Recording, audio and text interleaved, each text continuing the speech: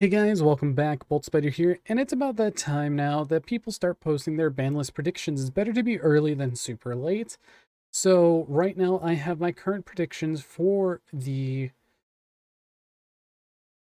next format. Now the next format, we don't know when I'm gonna say it's about August, September, like a few others have, but this could be either a wish list or an actual prediction because I see a lot of things getting peeled off. I also see a lot of things coming free because of the last list and certain key cards going onto the Forbidden Unlimited list.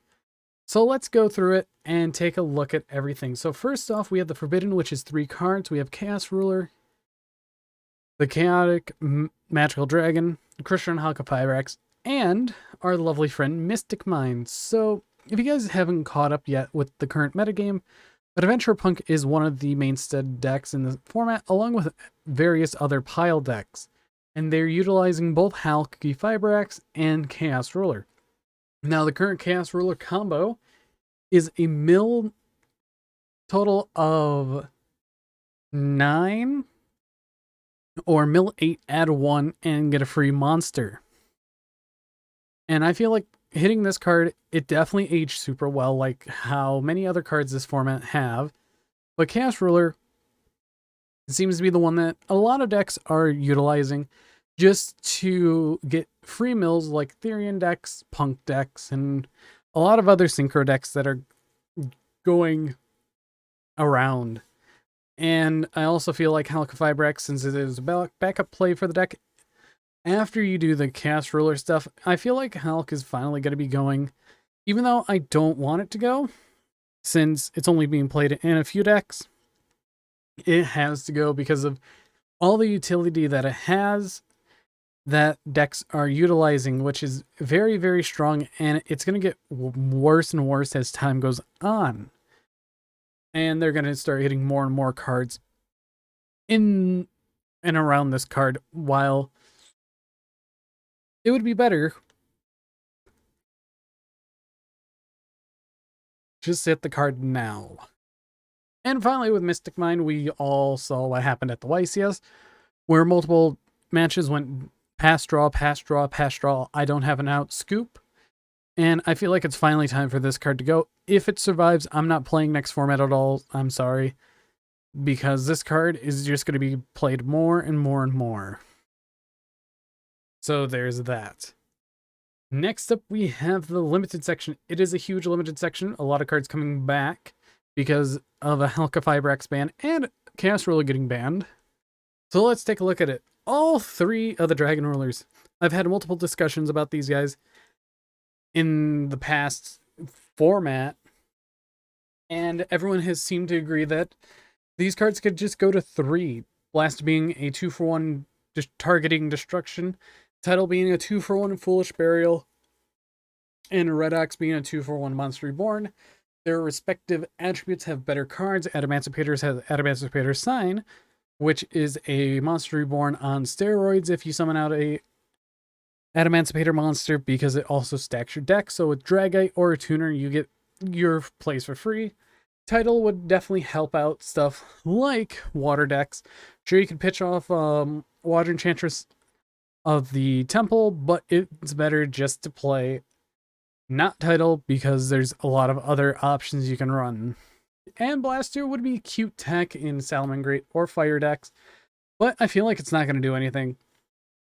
And everyone who says that these guys are going to be played in Dragon Links, look at Tempest.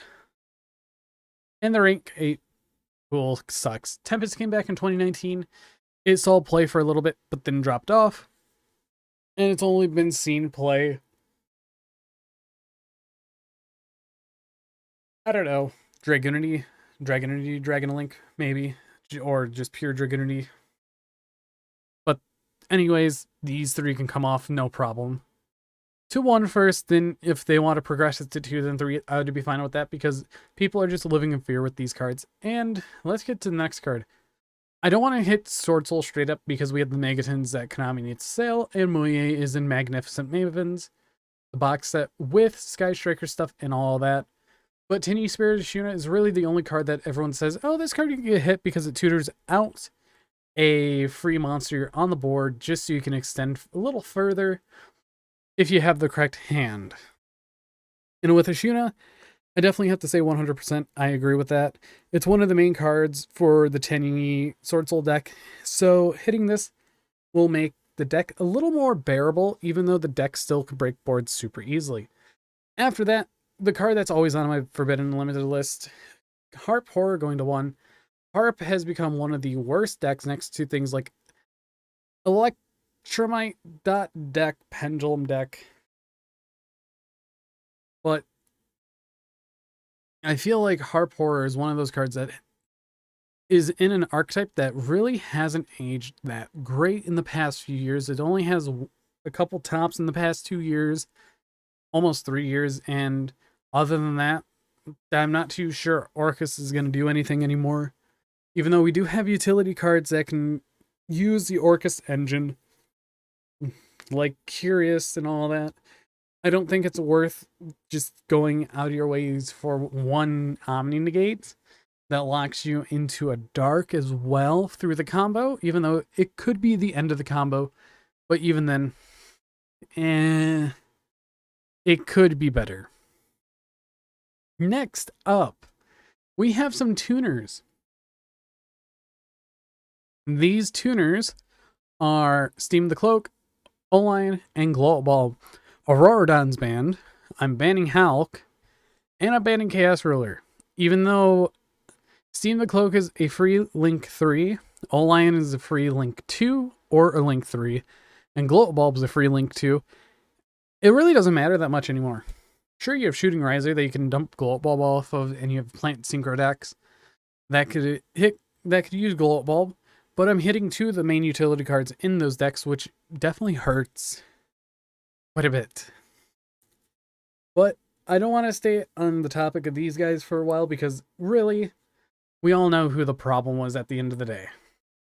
After that, we have Rite of Aramesir 2-1.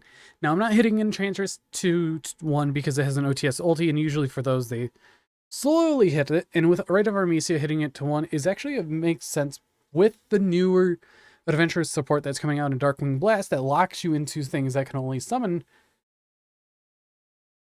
while you have a adventure token on the field or lists it in its text. So there is that. After that, we have Branded Fusion. I can't really think of anything to hit out of Branded. Like, Branded Fusion is one card that bridges all these branded variants together.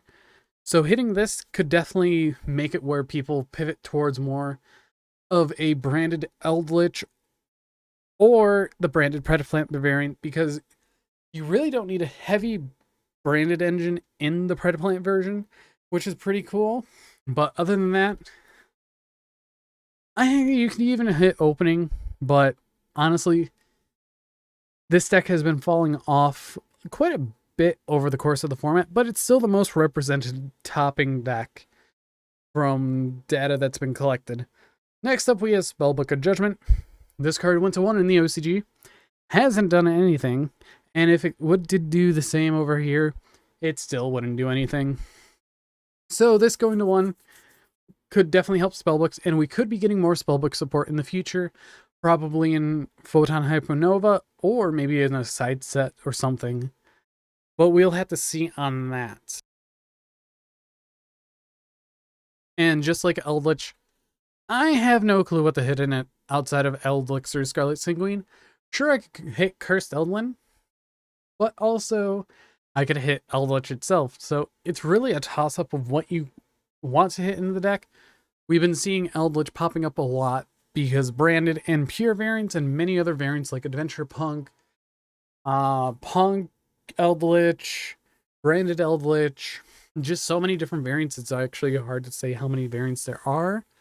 And I feel like they want to push away Eldritch so they could sell Labyrinth. So hitting Sanguine might be the correct move for now. But other than that, those are the limited sections, and let's get into the semi-limited section. This is where our lovely friend Aquamancer of the Sanctuary is, or Water Enchantress of the Temple, hitting her to 2 instead of going to 1.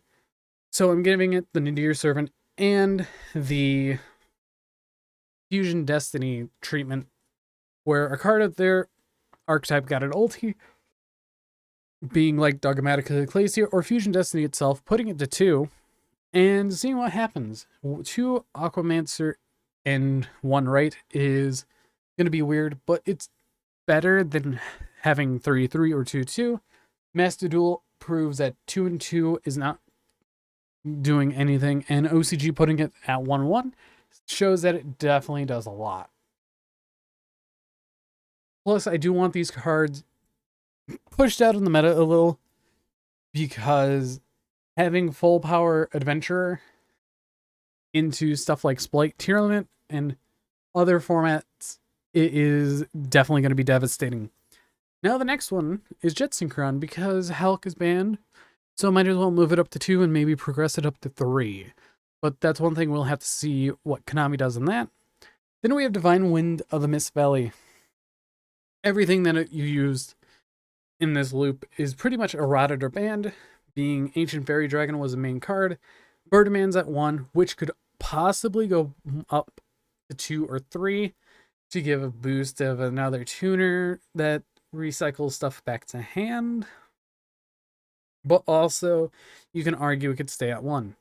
But other than that, Divine Winds helps out wind decks like Harpy Lady, or even Gen X, maybe?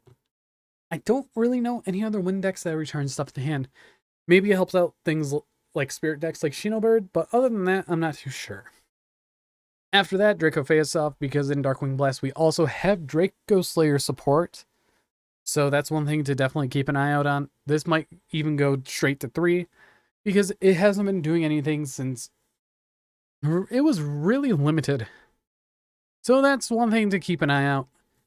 And since I'm banning Mystic Mind, putting Metaverse to 2, then slowly up to 3, and same for Time Steal, putting it up from 1 to 2, so it's a slow progression on that as well. Konami likes doing their slow progressions from 1 to 2 to 3, or 3 to 2 to 1, but if the card's absolutely a problem, they put it from 3 to 1, if not 3 to 0.